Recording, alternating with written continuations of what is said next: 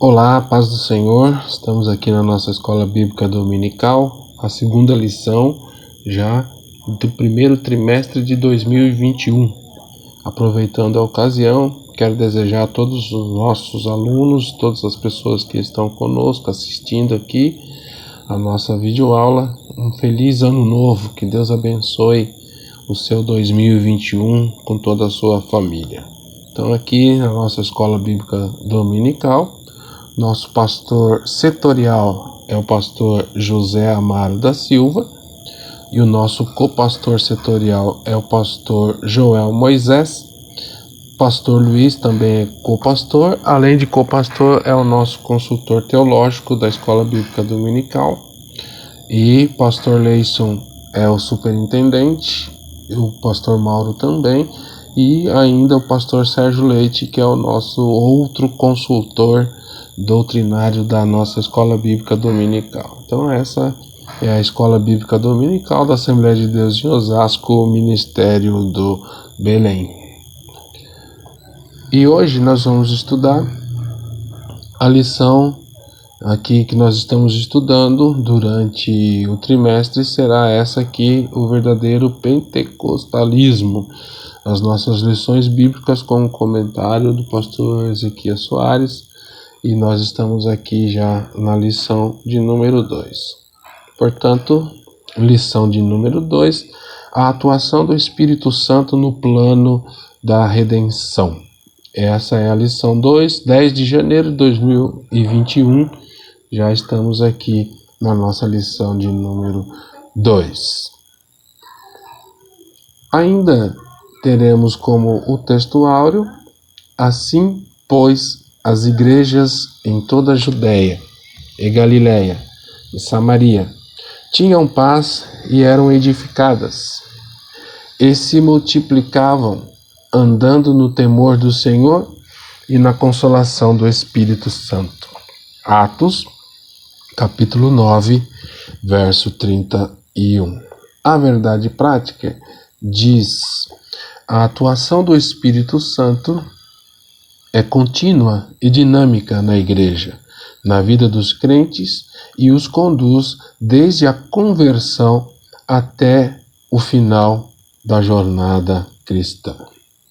E ainda, a leitura bíblica em classe se encontra no Evangelho de São João, capítulo de número 16, dos versos 7 ao 13, que diz o seguinte: todavia, digo-vos a verdade, que vos convém que eu vá, porque se eu não for, o Consolador não virá a vós, mas se eu for, enviá-lo-ei.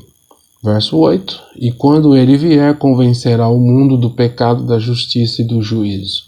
Verso 9, do pecado, porque não creem em mim. Verso 10, da justiça, porque vou para meu Pai e não me vereis mais. Verso 11. E do juízo, porque já o príncipe deste mundo está julgado. 12. Ainda tenho muito que vos dizer, mas vós não o podeis suportar agora. 13. Mas quando vier aquele Espírito da verdade, ele vos guiará em toda a verdade, porque não falará de si mesmo, mas dirá tudo o que tiver ouvido e vos anunciará o que há de vir. Aí então é a nossa leitura bíblica em classe. O objetivo geral da lição é ensinar que o Espírito Santo atua no plano da redenção. E os objetivos específicos: 1. Desenvolver o ensino sobre o Espírito Santo como promessa nas Escrituras. 2. Destacar o Espírito Santo como consolador e ensinador. E por fim, o 3, asseverar que o Espírito Santo tanto reprova como convence o mundo. Certo? A introdução, eu quero iniciar aqui a nossa conversa, nesta introdução, fazendo algumas perguntas, né? A primeira delas, o que é a redenção? O que é a redenção? Redenção significa, no sentido literal, salvação, resgate do gênero humano por Jesus Cristo, esse no sentido teológico, né? Redenção, proteção que livra de situação difícil, ou salvação. Então, redenção nada mais é do que livrar-se, ou quando você é livre de uma situação difícil, né? E assim estava a situação do ser humano. O homem pecou.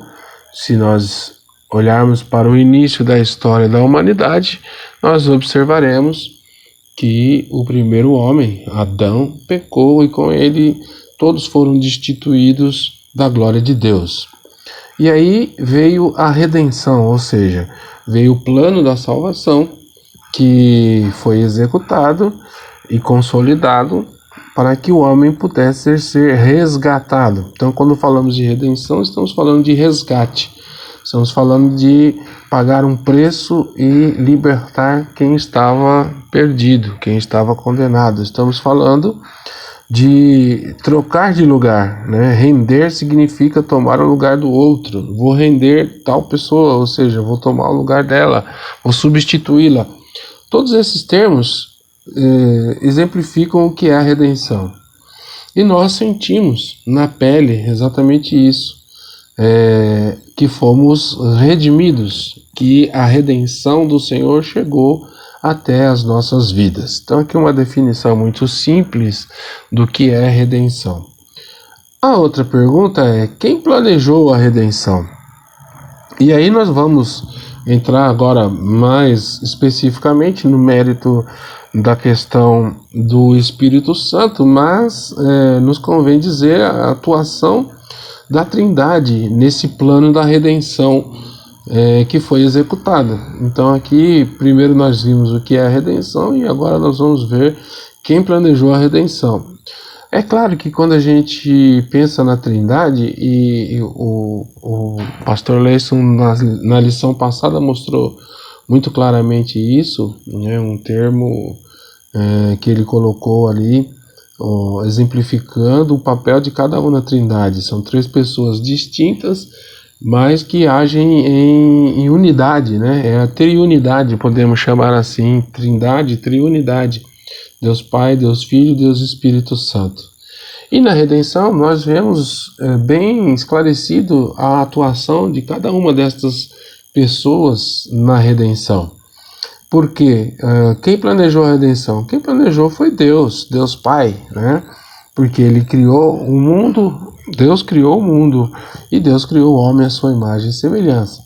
E aí, quando o homem é colocado no jardim do Éden e é submetido a uma experiência, a uma dispensação, ou seja, um dos significados de dispensação é período em que o homem é testado, é provado por Deus, né? E na chamada dispensação da inocência, quando o homem foi colocado no jardim do Éden, ele falhou, ele pecou, e com isso foi destituído da presença de Deus, foi expulso do jardim, e a humanidade inteira foi condenada juntamente com o primeiro homem, o primeiro Adão, que é chamado, que pecou, e com ele toda a humanidade. Só que havia já um plano de redenção, e esse plano foi planejado por Deus, né? Antes dos séculos, nós podemos entender que Deus Pai já havia planejado a redenção. A segunda e outra pergunta é: quem executou a redenção? Ora, como eu disse, os três são um único Deus, são três pessoas distintas, Deus Pai, Deus Filho, Deus Espírito Santo, mas que formam um único Deus, é a triunidade de Deus. Então, se no plano da redenção nós vemos a atuação de Deus Pai no planejamento da redenção, na execução nós vemos a atuação de Jesus Cristo, que deixou a sua glória, veio a este mundo em forma de homem, e aí então nos substituiu de fato ali na cruz do Calvário, porque diz que ali ele levou sobre ele todas as nossas dores, as nossas enfermidades, mas acima de tudo e sobretudo estava sobre ele o castigo que nos traz a paz, ou seja, o pecado da humanidade estava ali em Jesus Cristo, o único homem que não pecou nem por pensamento, nem por palavra e nem por atitudes, estava sendo ali crucificado, derramando um sangue inocente para que toda a humanidade, através deste ato, pudesse ser rendida, ou seja, alcançada, pudesse obter a redenção, a substituição dos seus pecados. Então o preço do pecado já foi pago por Jesus. E redenção é isso, é o pecado pago, o preço do pecado pago por Jesus. Nós fomos redimidos e Jesus nos rendeu ali na cruz do Calvário. O castigo que era para ser nosso caiu sobre Jesus. Ele pagou o preço. E hoje o homem, através de Jesus Cristo, pode alcançar perdão dos seus pecados, libertação da sua alma e principalmente a vida eterna, né? Então, esta é uma outra questão. Quem executou? Quem planejou a redenção? Deus Pai. Quem executou a redenção? Deus Filho. E a outra e última pergunta desta introdução é: quem consolidou a redenção? É uma pergunta interessante e acredito que vocês já sabem. Quem consolidou a redenção foi o Espírito Santo, né? E primeiro a gente precisa entender o que é consolidar. É tornar ou ficar sólido, estável, fortalecer. A obra de Cristo foi executada. A redenção foi planejada. A redenção foi executada.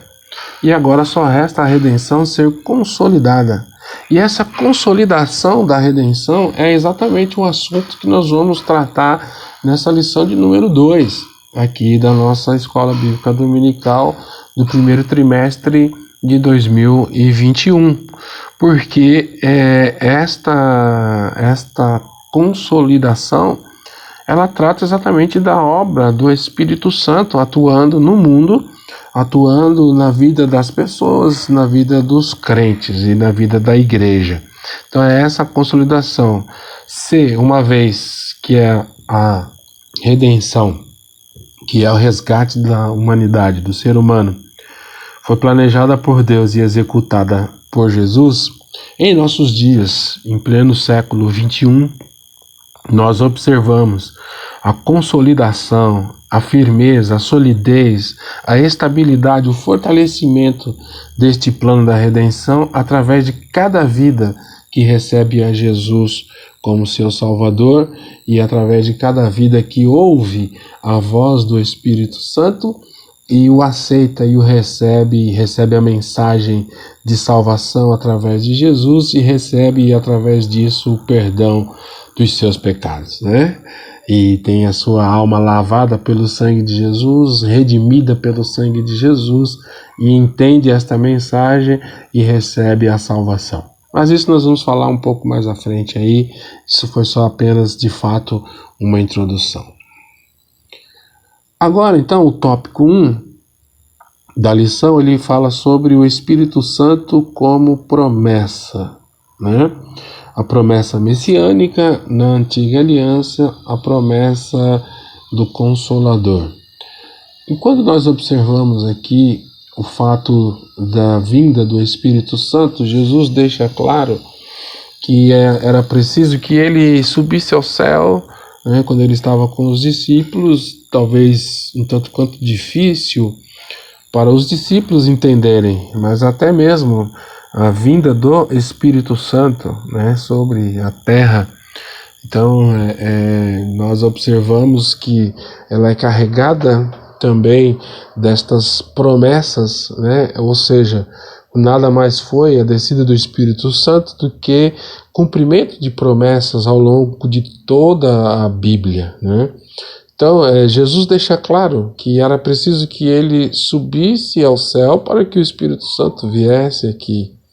porque o Espírito Santo é que realizaria a obra, ou seja, a obra da expiação já foi realizada, já foi executada, o plano da redenção foi executado por Jesus. Porém, a obra de conversão, de convencimento, de persuasão, no bom sentido, se é que podemos dizer assim, sobre a obra da salvação, é exatamente a obra do Espírito Santo.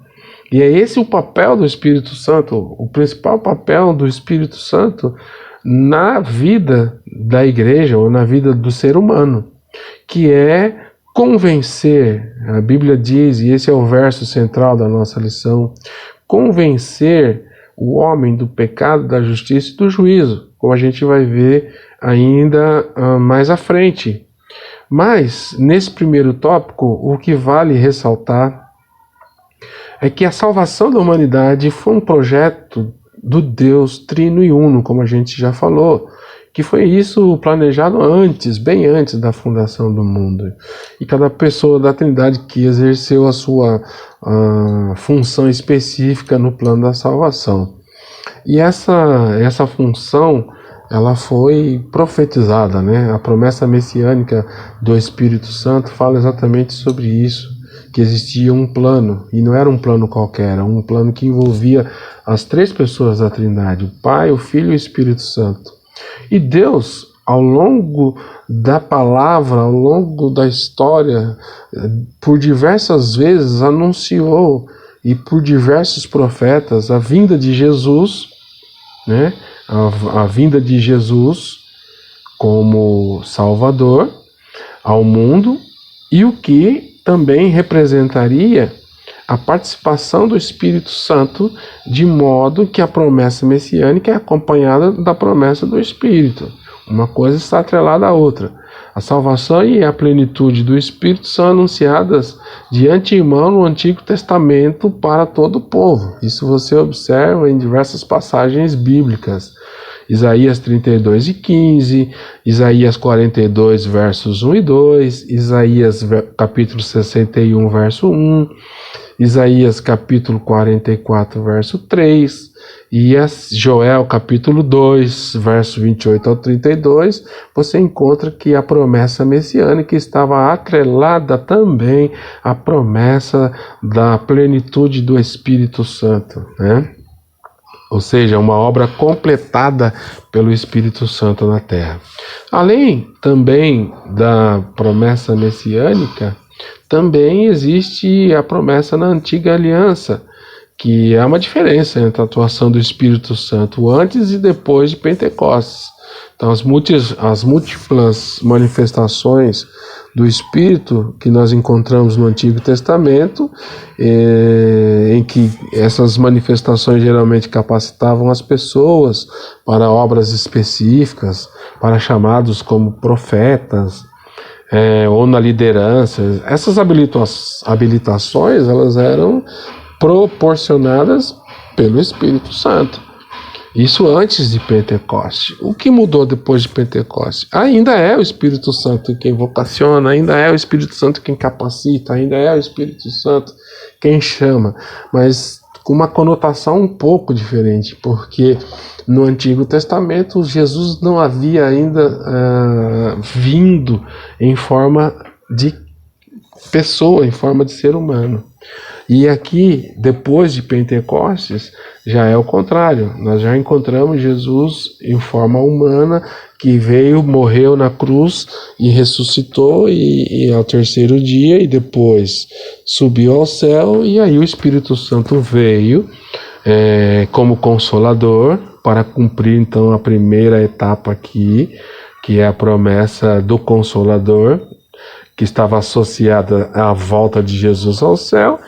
E isso se cumpriu desde que a promessa havia sido feita, e todos muito claramente colocadas as questões sobre o vínculo do cumprimento da promessa do Espírito Santo, da descida do Espírito Santo, com a obra expiatória na cruz do Calvário, certo? Então nós podemos enxergar que a síntese do tópico 1 é exatamente essa, né? A participação do Espírito Santo como promessa é vista na promessa messiânica, na antiga aliança e na pessoa de Jesus Cristo. O tópico 2, nós encontramos que o Espírito Santo consola e ensina. E aqui a gente vai entender um pouco mais a atuação do Espírito Santo na obra da redenção. Então, paramos no ponto em que Jesus subiu ao céu, o Espírito Santo desceu, os discípulos que estavam reunidos lá no cenáculo foram todos cheios do Espírito Santo, foram batizados no Espírito Santo, ou com o Espírito Santo, né? Vamos ver isso mais à frente. E todos eles sentiram ali a mudança na sua vida com a consolidação da redenção através da pessoa do Espírito Santo. E ele veio com uma função específica. Muitos por muito tempo, e ainda não é difícil de encontrar pessoas que pensam ainda da mesma forma, achando que a atuação do Espírito Santo se resume tão somente ao batismo com o Espírito Santo, ao falar em outras línguas, né, a falar em mistério com Deus. Isso é uma das obras do Espírito Santo, mas é muito mais abrangente o papel da pessoa do Espírito Santo na obra da salvação. O Consolador é enviado pelo Pai em nome de Jesus para ensinar os discípulos, para fazê-los lembrar de tudo que o Filho ensinou. E outra coisa, para testificar do Senhor Jesus. E a primeira função que nós observamos, né, nesse papel do Espírito Santo é exatamente essa de consolador, né?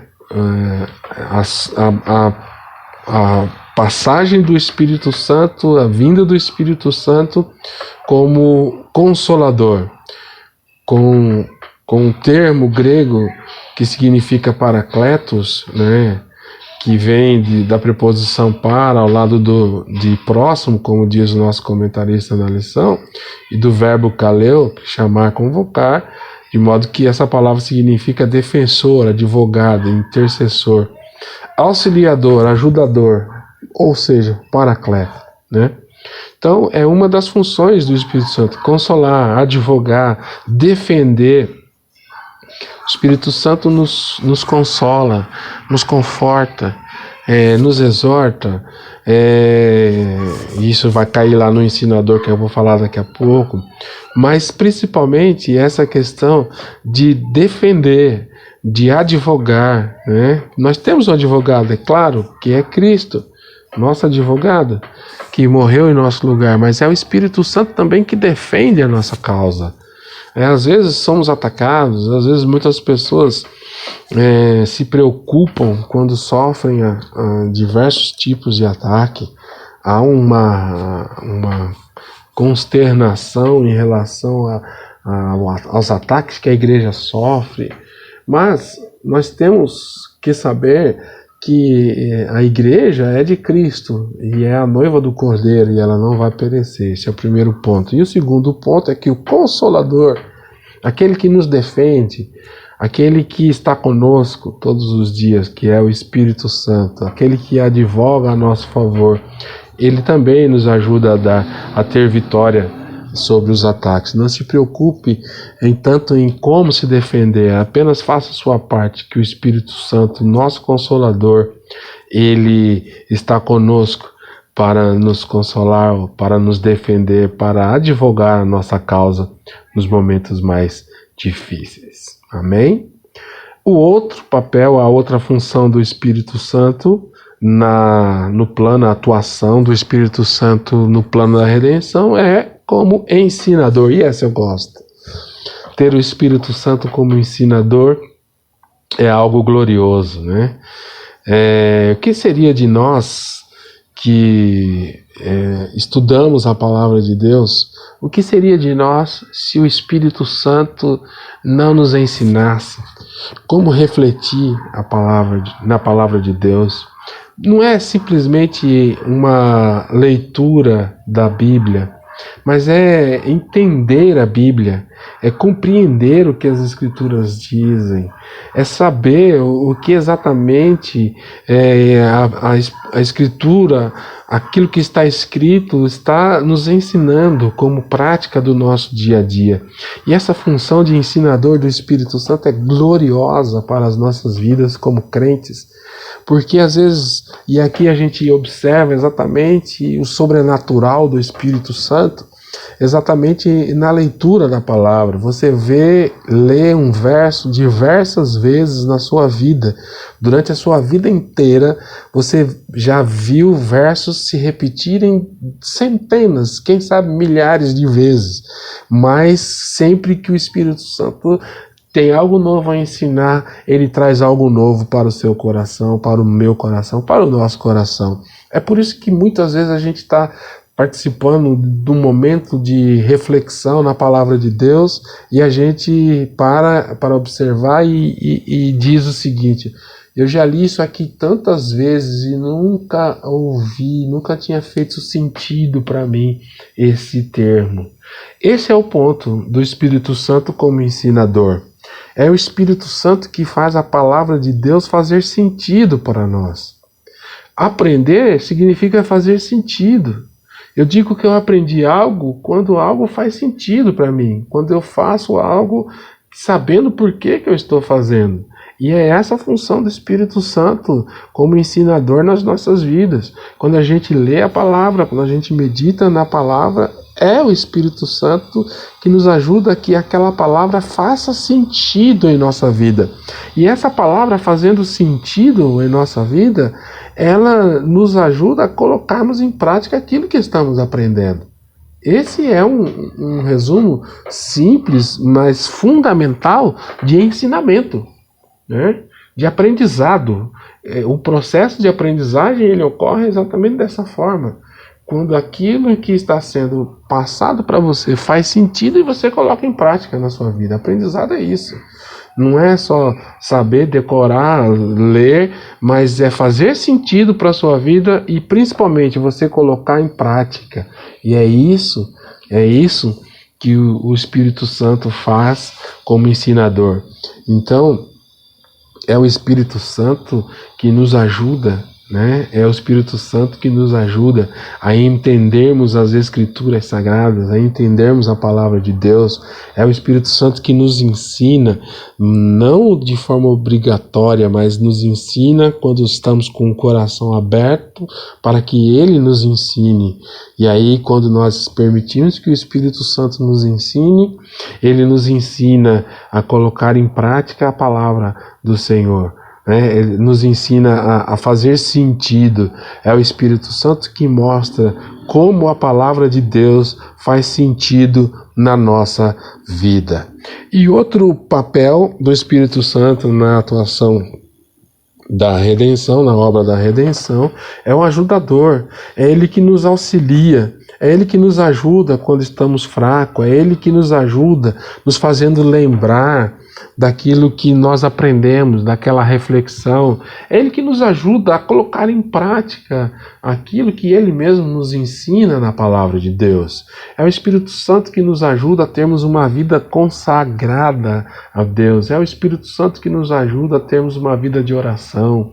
É o Espírito Santo que nos ajuda a termos uma vida de reflexão e de meditação na palavra de Deus. É o Espírito Santo que nos ajuda a termos uma vida piedosa, estendendo a mão para quem precisa.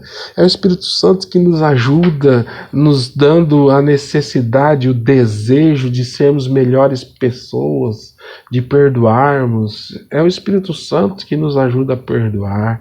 É o Espírito Santo que nos ajuda a amar. É o Espírito Santo que nos ajuda a estender a mão. É o Espírito Santo que nos ajuda a refletirmos sobre as coisas celestiais. Enfim, é o nosso ajudador. Então, nesse tópico 1, nesse tópico 2, melhor dizendo, o Espírito Santo consola e ensina. É Ele o nosso consolador, é Ele o nosso ajudador, é Ele aquele que está conosco. Então, o Espírito Santo, a síntese do tópico 2 é a seguinte: o Espírito Santo atua como consolador, ensinador e ajudador do crente. Amém. Isso é glorioso para as nossas vidas, não é verdade? Muito bem. E vamos aqui então para o tópico de número 3, que fala sobre o Espírito Santo reprova e convence o mundo. Aqui sim, mais especificamente, a atuação propriamente dita no plano da redenção.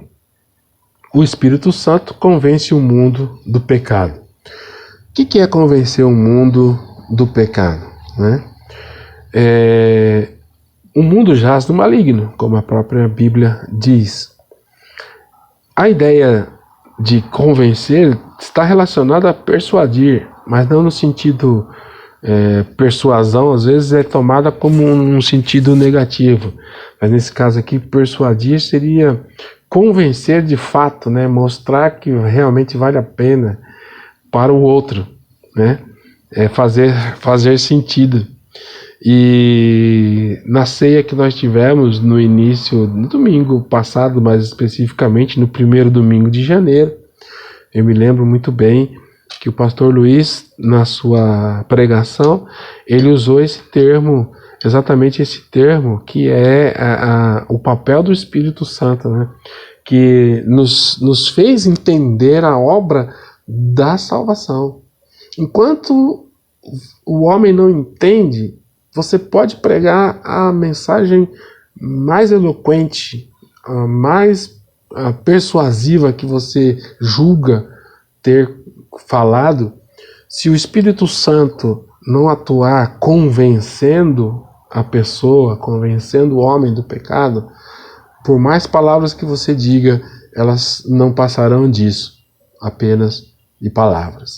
É por isso que existe todo um conjunto, e eu sou de um período em que a gente era ensinado na igreja que quando estava tendo a pregação da palavra, ao mesmo tempo que você estava ouvindo a pregação da palavra, mas também os nossos pastores nos ensinavam que nós deveríamos estar em oração para que o Espírito Santo convencesse os ouvintes daquela palavra que está sendo pregada, para que aquela palavra fizesse sentido para as pessoas que estivessem ouvindo. Eu aprendi isso. Hoje em dia parece que a gente não ouve, não vê pelo menos, não se ouve falar, não se vê tantas pessoas orando para que o Espírito Santo convença as pessoas do pecado, da justiça e do juízo. Mas num passado não muito remoto, era comum isso, eu aprendi assim. Então, convencer o homem do pecado é mostrar a condição da qual esse homem se encontra, a condição miserável, a miserabilidade da situação que esse homem se encontra devido ao pecado. E é o Espírito Santo quem convence o homem disso.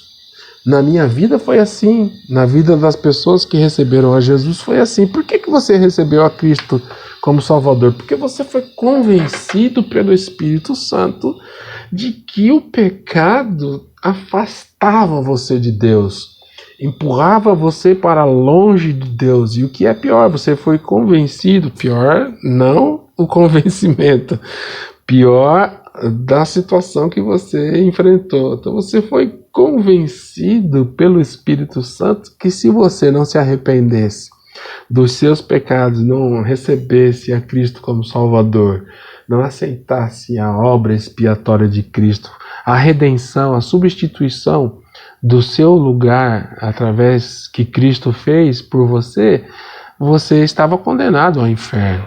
E aí o Espírito Santo falando ao seu ouvido, falando ao seu coração, te convenceu a isso. Mas a escolha foi sua, porque Deus respeita acima de tudo o livre-arbítrio do ser humano. Isso é lindo demais, muito lindo esta mensagem. Então o Espírito Santo persuade você, convence você, mas só convence se você permitir. Mas quando nós paramos para prestar atenção na obra expiatória da cruz, não tem como não ser convencido pelo Espírito Santo, porque nós passamos a enxergar o nosso estado miserável. É como diz a própria Escritura, a própria palavra de Deus: não vos comove isto? É impossível alguém não se comover com a história de Jesus Cristo sofrendo na cruz para que nós pudéssemos ser salvos. É impossível, né? Basicamente, mas mesmo assim, ainda alguns endurecem o coração e não dão ouvidos a essa mensagem. É por isso que eu não gosto muito do termo que geralmente é utilizado de apelação. Faça o apelo. Não, você apela quando falta argumento para você.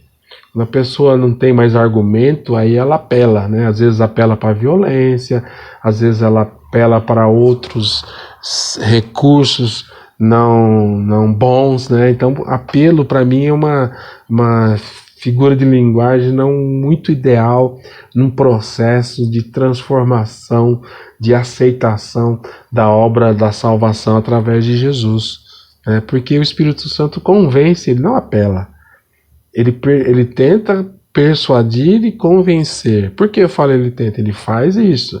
Ele convence e persuade, porém, ele respeita o livre-arbítrio de cada um. É por isso que nem todos que ouvem a palavra recebem num primeiro momento. Às vezes a pessoa precisa de outras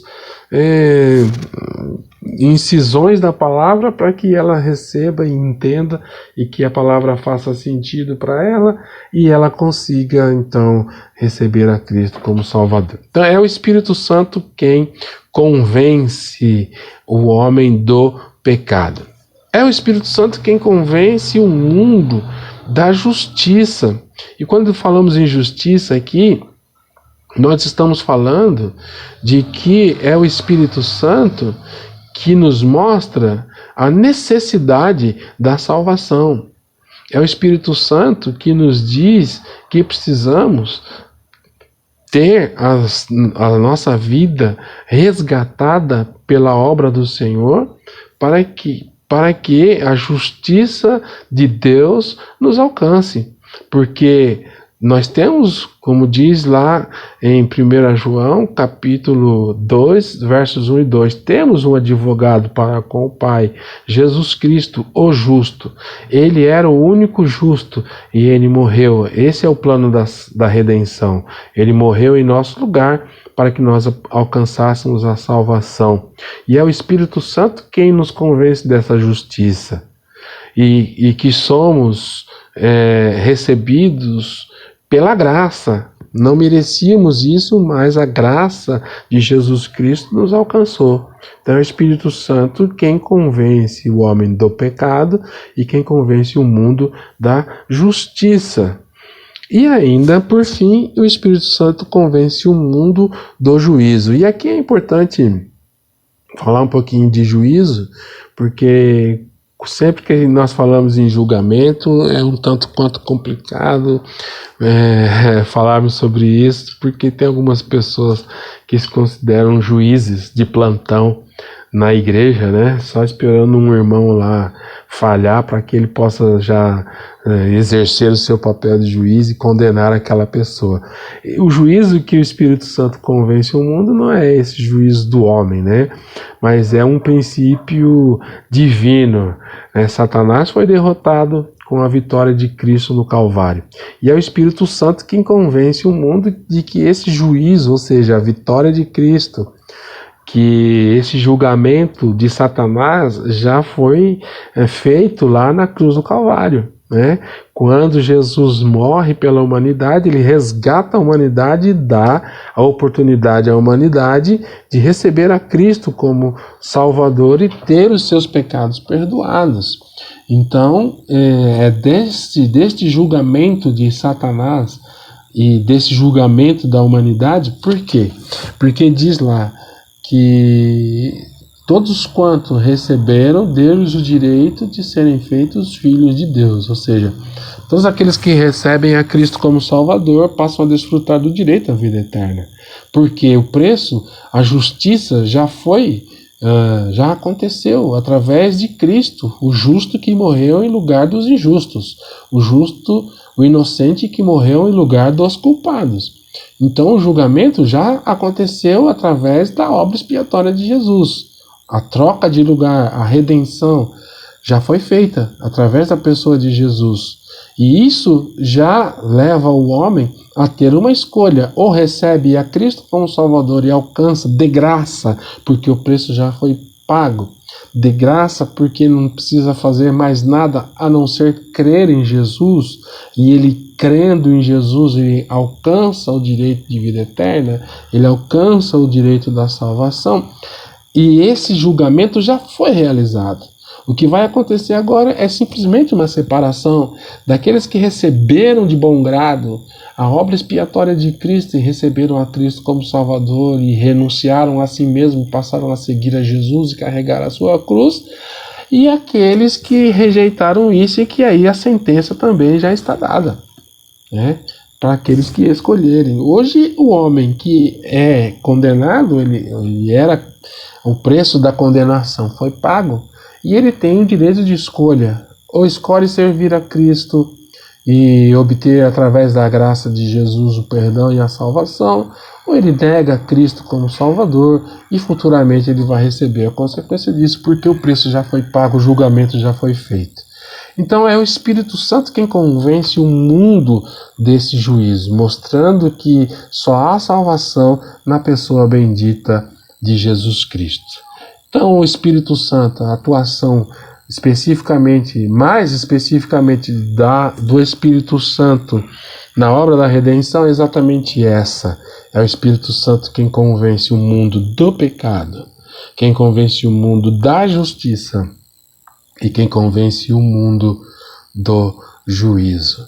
Em síntese, podemos dizer neste tópico 3 que o Espírito Santo convence o mundo do pecado, da justiça e do juízo, e que aqueles que recebem a obra de Jesus Cristo na cruz do Calvário vão desfrutar da salvação, e aqueles que escolherem não receber a Cristo vão desfrutar da condenação, que é o preço da sua escolha.